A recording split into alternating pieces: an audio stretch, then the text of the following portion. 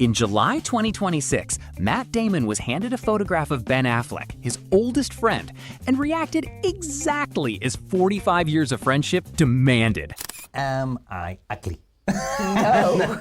Definitely not, bro. No. Definitely not. That tiny insult raises a question. Why has 45 years of roasting made them closer, not resentful?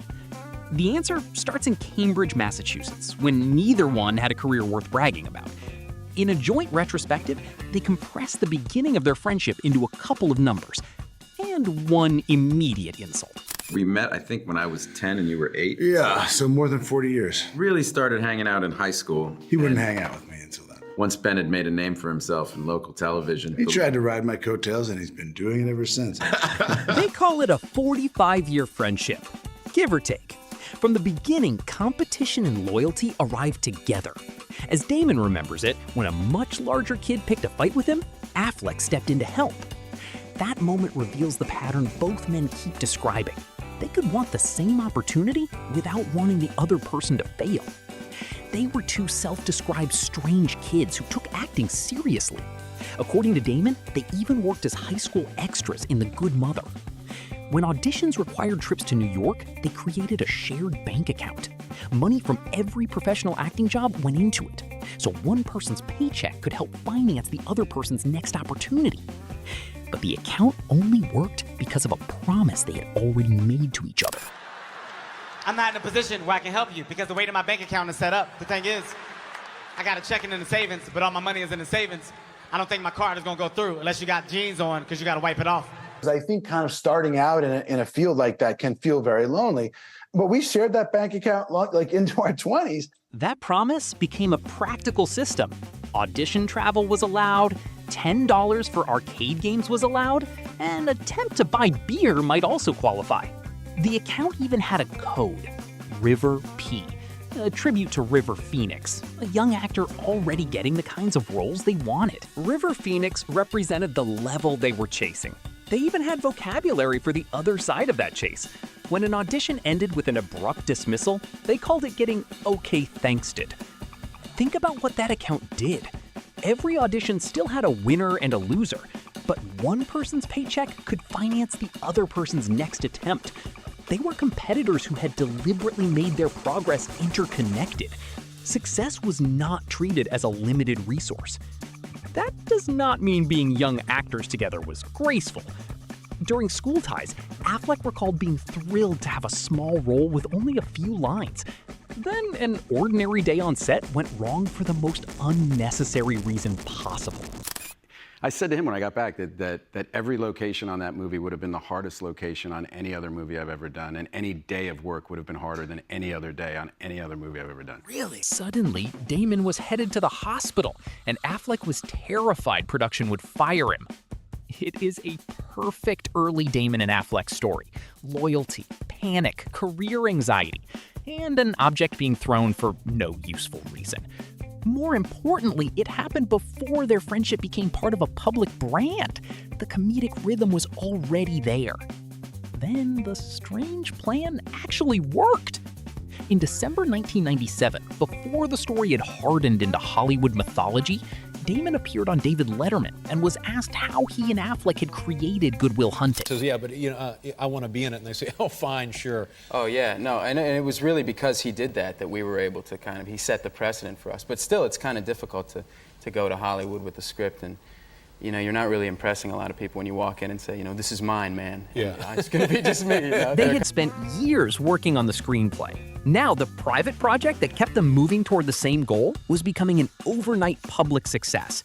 At the 1998 Academy Awards, honoring movies released in 1997, they won Best Original Screenplay. The acceptance speech was ecstatic, chaotic, and, as both men later confirmed, completely unprepared. That victory proved their partnership could survive failure. Their next challenge was surviving money. In 2026, they looked back on exactly what happened to the money from their breakthrough. And the Oscar goes to Ben Affleck and Matt Damon. Yeah!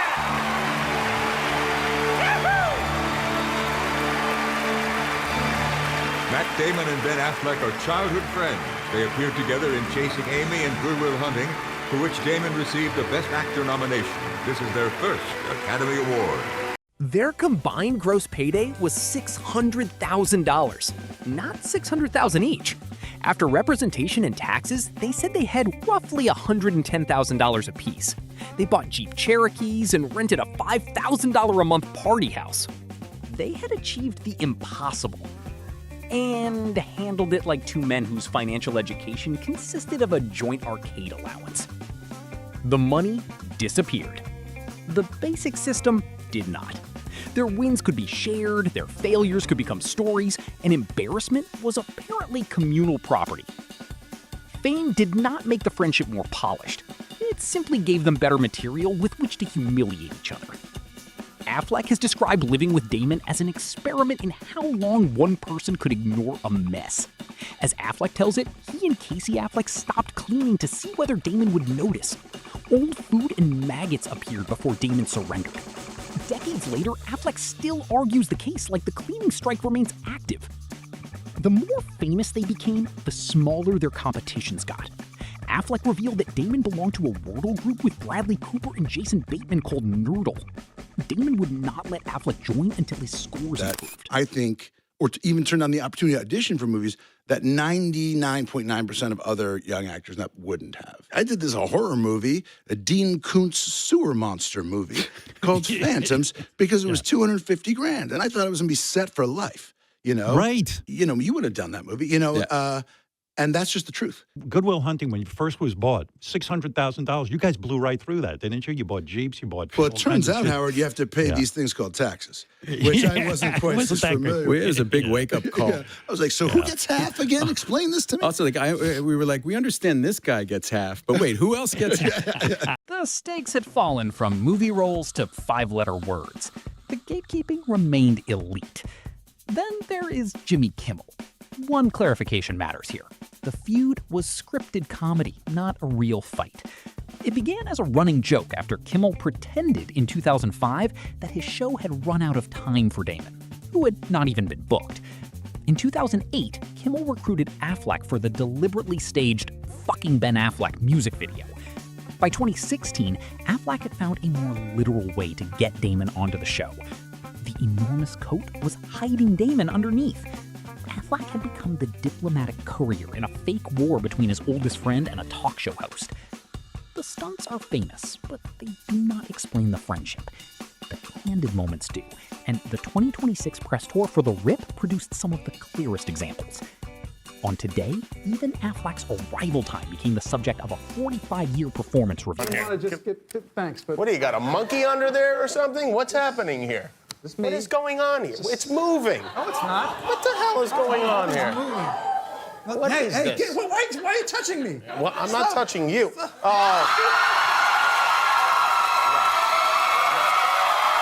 Oh. We got here this morning, and Ben was 3 minutes early. He got here before me, and that's the first time in 45 years he has not been late. Wow. Affleck immediately disputed the entire premise. Notice the rhythm. One creates a charge, the other rejects the evidence, and neither lets the conversation settle. Their interviews move like a game they have been practicing since childhood. Asked for his least favorite Damon trait, Affleck returned to cleaning. Damon suggested that problem belonged to their younger years. Affleck proposed asking Damon's wife. That's fair. I mean, we could ask your wife and see if it's gotten better. I got a feeling. Let's not. 2 words ended that investigation. This is more than insult trading. Each man knows exactly where the other person's defense will go and exactly when to stop before the joke becomes cruel. Then, the same interview reversed direction. Affleck sincerely described Damon as a fundamentally good man, father, and husband. For a moment, every protective layer of irony disappeared. Damon had the perfect opportunity to return the compliment. How about you? I got nothing. I run fast. Affleck could only point out that he had set Damon up perfectly. That response matters because Damon could make that joke only after Affleck had said the honest thing. The affection gives the roast permission. GQ's friendship quiz tested them on first jobs, dream roles, and why Damon does not direct. The questions did not stay orderly for long. What do I do that annoys you the most?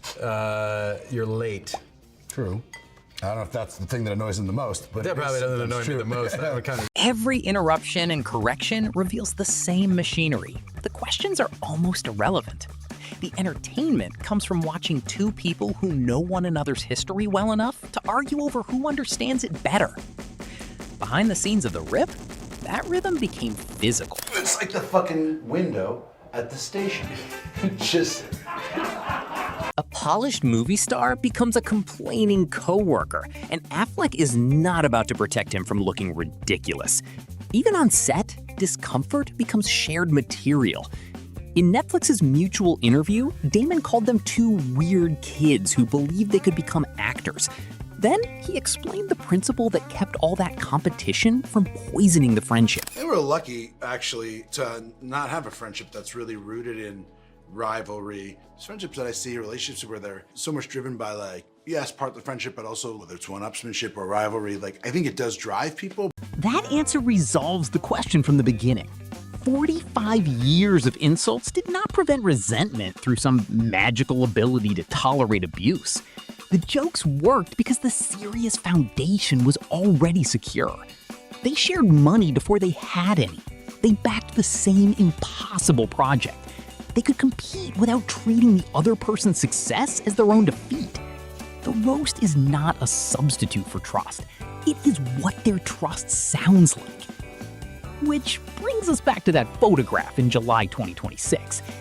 After identifying Affleck and insulting the photograph, Damon finally said the quiet part out loud. Yeah, 45-year friendship, and we've been through a whole hell of a lot together, and he's you know, one of the great loves of my life, I will say about Ben. Aww. Then he described the phone call Affleck made after watching The Odyssey. It was the call he'd been waiting 45 years to get. Affleck spent about an hour asking for details and remembered the film with such precision that Damon compared it to someone who had watched it 20 times. Under all the interruptions and insults, that is the real story. Two competitive kids sharing auditions, money, failures, success, and eventually the rare satisfaction of seeing the other person fully understand the work. Even now, the friendship rules remain simple. Say the loving thing, but roast the photograph first.